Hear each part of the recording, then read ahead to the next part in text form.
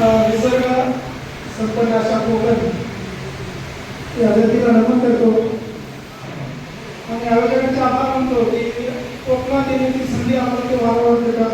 आम्ही खरं तर कारण बोलत असतो राज्य कार्यक्रम कोकणात यायला आपल्याला कधी मिळते तर आम्हाला ते बोलवलं. सर्वप्रथम आयोजकांचे धन्यवाद. आणि राज्यामध्ये जसं भविष्यात पडणार साहेब आहे त्यांनी सर्व गोष्टी कामगारांसाठी दोन आमदार काम करत आहे ते आपलं भाग्य आहे. तसंच सिंधुदुर्गमध्ये आम्हा सर्वांचं तुमचं भाग्य आदरणीय संदेश सावंत साहेब. खरं तर असं नेतृत्व मिळणं एस टी कर्मचाऱ्यांचं भाग्य आहे. पहिल्यांदा आम्ही कोकण दौरा केला तर एक कार्यक्रम करत असताना आम्ही पहिल्यांदा वेगवेगळ्या जातो तर बाळू देसाई सरांचं आम्हाला दर्शन झालं आणि त्यांचं कार्यानिमित्त वेगळं होतं ते बाळू देसाईचं. त्यानंतर एस टी कर्मचाऱ्यांमध्ये रिटायर झालेले परंतु अत्यंत ज्ञानी असणार आणि खरं सांगायचं तर सिंधुदुर्ग विभाग आता महाराष्ट्रामध्ये टॉपमध्ये आहे शिवा शक्ती संघर्षासाठी ते एका माणसाला आहे ते अशोक राणे साहेब. आणि भाजपचं सिंधुदुर्गचं भावी नेतृत्व असेल किंवा आमच्या संघटनेचं असेल असे चिंचाळकर साहेब, ज्येष्ठ कार्यकर्ते आमचे निलेश तेंडुलकर सर. सर्वांचे नाव मला माहीत नाही पण बाकी सर्व सदस्यांनी विशेषतः आमच्या ताई जिल्हा परिषद सदस्य फुलगुलेच्या ताई आणि उपस्थित सर्व माझे बंधू भगिनी सर्व पदाधिकारी.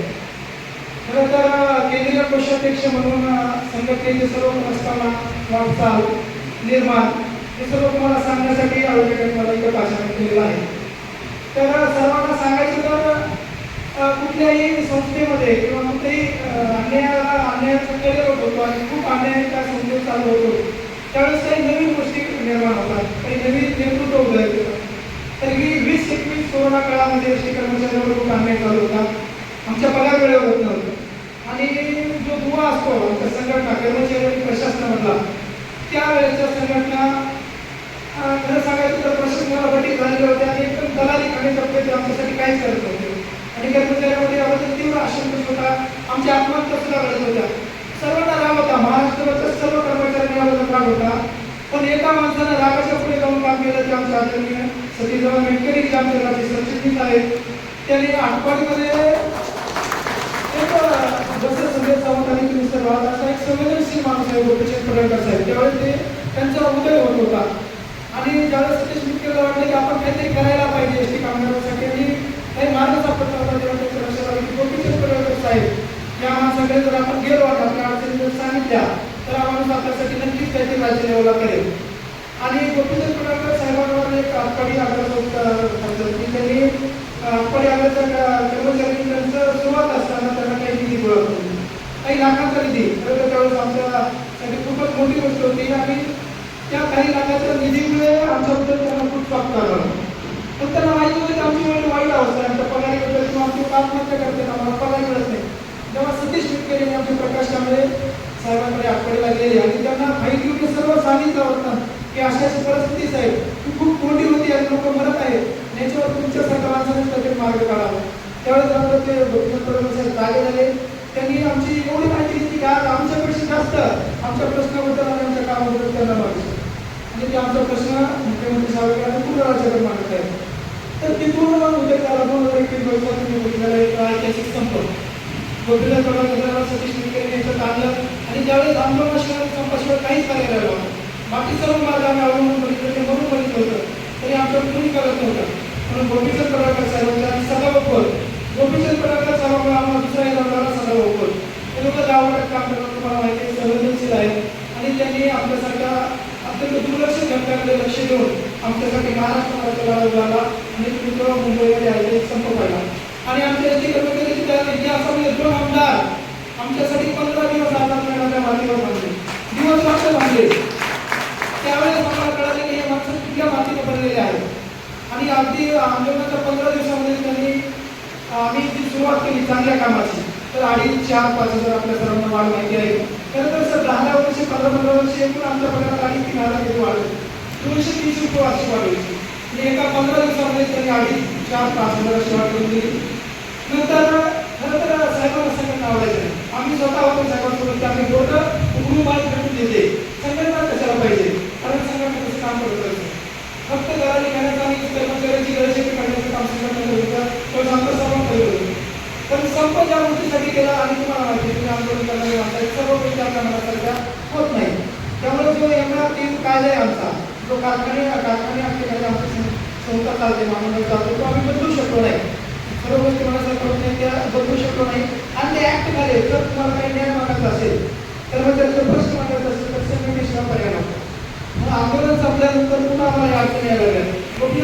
सर्वांना सुद्धा आमचं निलंबन प्रशासन म्हटलं की तुम्ही कुठल्या अधिकाराने कर्मचाऱ्याचा प्रश्न मांडत आहात. मग त्यावेळेस आम्हाला वाटलं की संघटना काढल्याशिवाय आपल्याला पर्याय नाही. आणि त्यामधून मग सगळी सेवा शिक्षण संघर्ष कर्मचारी संघाचा उदय झाला आणि आम्ही विनंती केल्यानुसार सदाभाऊ उपत यांनी गोपीचंद पडळकर नेतृत्व स्वीकारलं. आणि त्यावेळेसपासून आता आमच्या मागच्या 11 जिल्ह्यात आमचा होतो आम्ही साजरा केला. तर मागच्या 4 वर्षामध्ये आमच्या संघटनेने काय केलं, आम्ही एक सर्वात सुरुवातीला ठरवलं की वेगळं खूप विविध संघटना देतो, त्याच्यापेक्षा वेगळं काही करायचं असेल तरच आपण संघटना निर्माण करायचं. पण आता सर्वात सर्वप्रथम आमच्यासाठी पहिली अट होती की तुम्ही जुन्यापेक्षा काही वेगळं करणार असाल तरच आम्ही तुमचं नेतृत्व करण्याची संघटना स्थापन करू. आमचं सगळं आम्ही त्यांच्यापुढे सादर करता आम्ही भविष्यात काय करणार. तर आमचा पहिलं ब्रीदवाक्य आहे की फक्त इमानदारी. आपल्याला काही मिळवायचं नाही, आपल्याला इमानदारीनं स्वतःसाठी, आम्ही स्वतःसाठी कर्मचारी आहोत, स्वतःसाठी, आमच्या परिवारासाठी, महाराष्ट्राच्या सर्व एसटी कर्मचाऱ्यांसाठी अत्यंत निस्वार्थपणे इमानदारीने आपल्या प्रशासनाकडे मांडायचं आहे आणि त्यासाठी मांडायचं आहे. आज सुद्धा जर आम्हाला प्रशासनाला आम्ही आवडत नाही, आपली संघटना आमची नेते आवडत नाही, तर आम्ही कुठंच गाडी होत नाही. आम्हाला जर काही आवडलं नाही तर आम्ही एसटी कर्मचारी, आम्हाला एवढा स्वाभिमान पडळकर साहेबांनी आम्ही त्यालाही व्यक्त होतो. पडळकर साहेबांना सुद्धा आम्ही व्यक्त होतो की साहेब आमचा असं म्हणणं आहे आणि असं तुम्ही बोलायला पाहिजे. आणि तेवढे मोठे मनाचे माणसं आहे. अगदी सावंत साहेबांचं सुद्धा मी निवडणूक की कधी कधी एवढे मोठ्या मनाचे राजकीय लोक आहेत की आम्हाला तिथेही पूर्ण स्वातंत्र्य देतात की कोणाला तुम्हाला काय पाहिजे ते आम्ही बोलतो, की आम्हाला कसलंही काही लागत नाही. त्याप्रमाणे मागच्या 4 वर्षात आपली वाटचाल चालू आहे. सुरुवातीला पहिल्याच बैठकीत आपण 2,500 आपल्याला बोनस मिळायचं आणि अधिकाऱ्यांना 5,000 मिळायचं.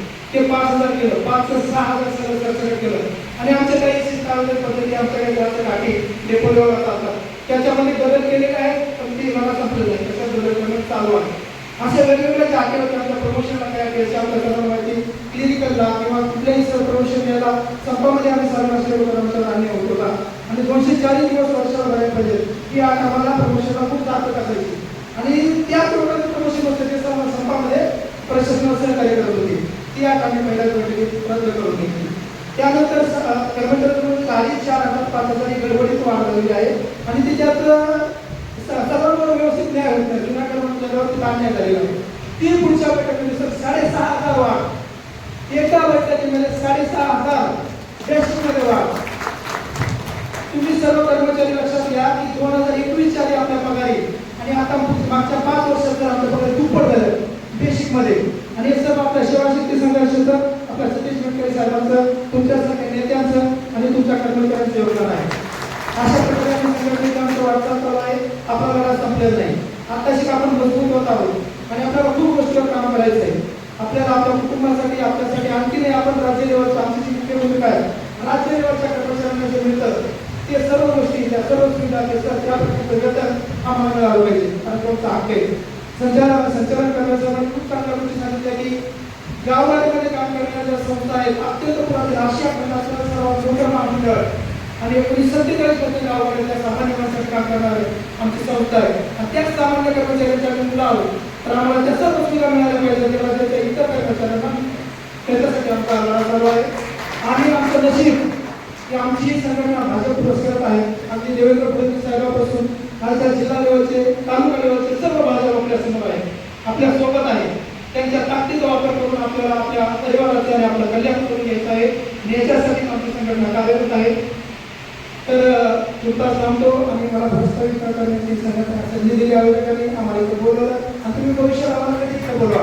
आम्ही याची वाटत बघत असतो आणि तुमचं दर्शन घेणं, तुमचं काम करणं आमच्या सर्वांसाठी खूप भाग्याची गोष्ट आहे. धन्यवाद.